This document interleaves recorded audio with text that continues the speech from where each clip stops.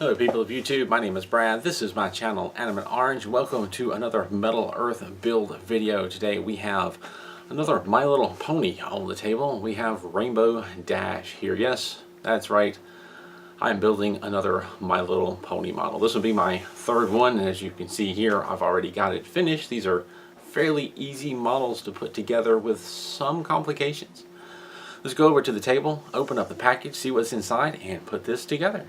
We're back at the table and we have Rainbow Dash here, another one of the My Little Pony models.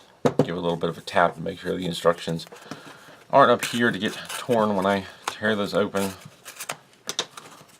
Inside, what do we have? We have our single sheet of colorful metal and our rather small instructions. And if you're completely new to Metal Earth models, then this won't seem unusual to you at all. If you're accustomed to the usual Metal Earth models, these instructions are a little different. These are the kind that come with the My Little Pony models and a lot of the smaller Disney models like Stitch and the little Disney figures. Very simple instructions. There's nothing on the back. It's just basically one big flow chart. You don't have a separate section or piece that shows you the layout of the sheet of metal, because all the part numbers are right there in the back, and it's really not that complicated and not that hard to work out. So basically you start with step one and it numbers the parts, and you just kind of shape them as indicated and start piecing them together, and then go across here and finish this up, and then come down here and it just kind of, everything is kind of exploded out in a sense, and you put these pieces together and assemble them almost in whatever way makes the most sense to you. As I work through this, I will do the method that makes the most sense to me if you want to follow along and build it the same way, and I'll of course let you know if there's any issues. There's some assembly tips. Part numbers are printed on the back side of the metal sheets. We've already covered that. Insert tabs through the hole, then bend or twist 90 degrees. I usually use bent, folded over tabs for outside parts because they're neater. Twisted tabs are more secure but not as clean looking.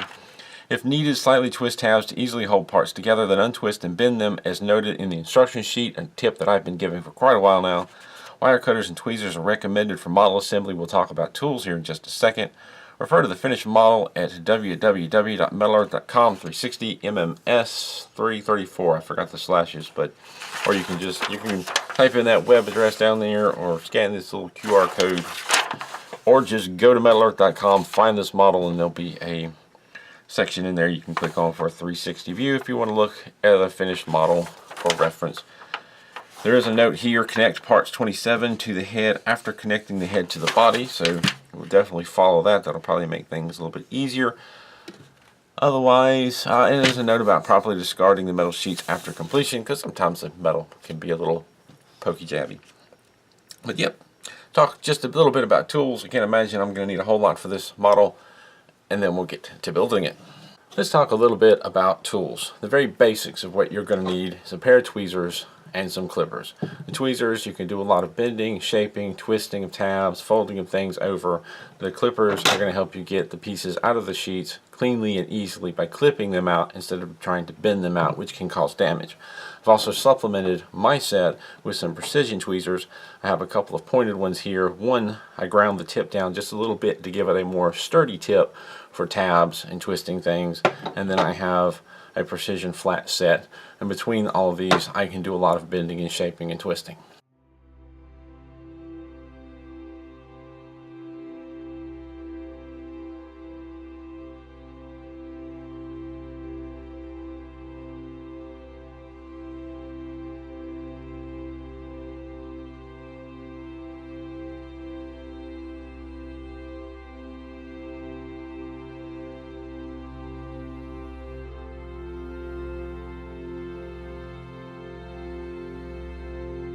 I'll clip out just a few pieces to get started.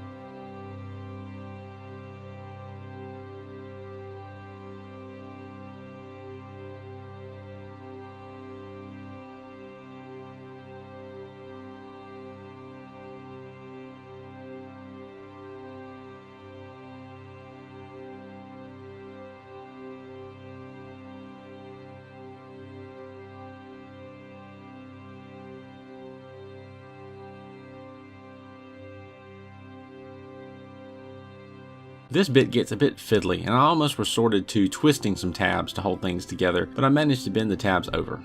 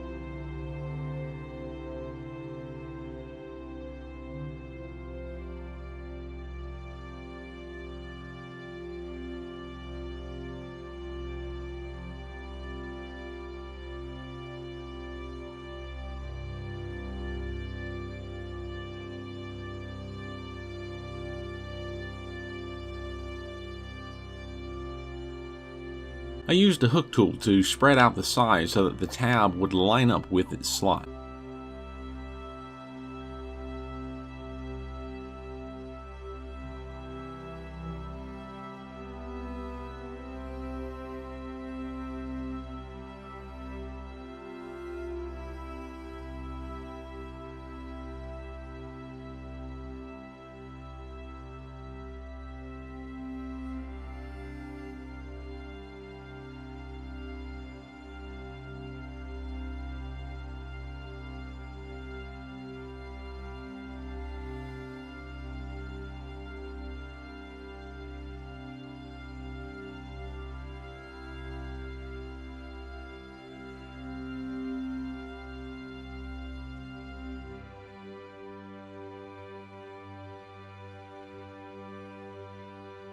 The next most logical step here would probably have been to attach the upper hair portion to the top of the head, but I set it aside and started on the legs and body.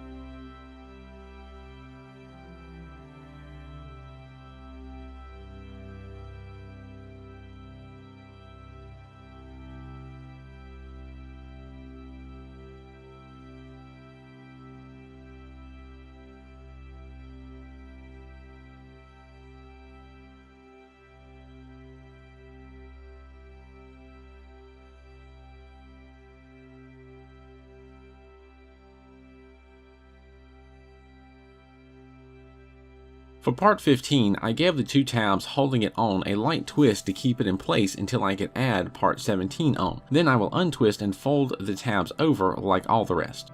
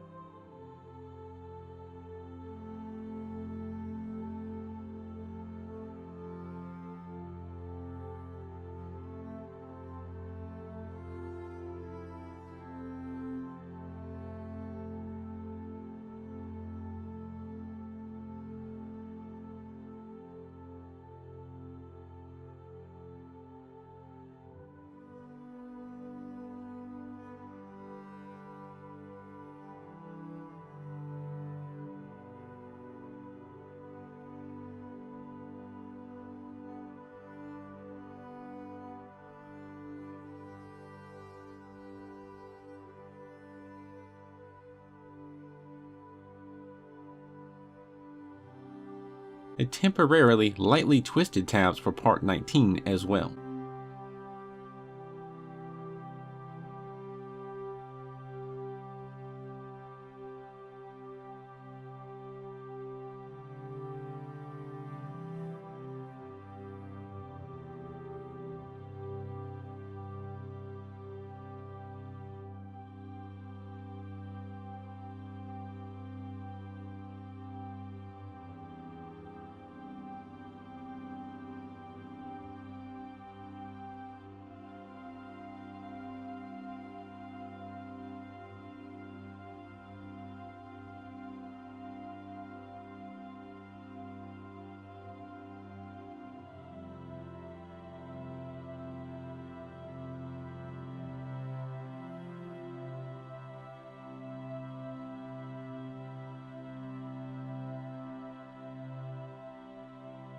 More temporarily twisted tabs.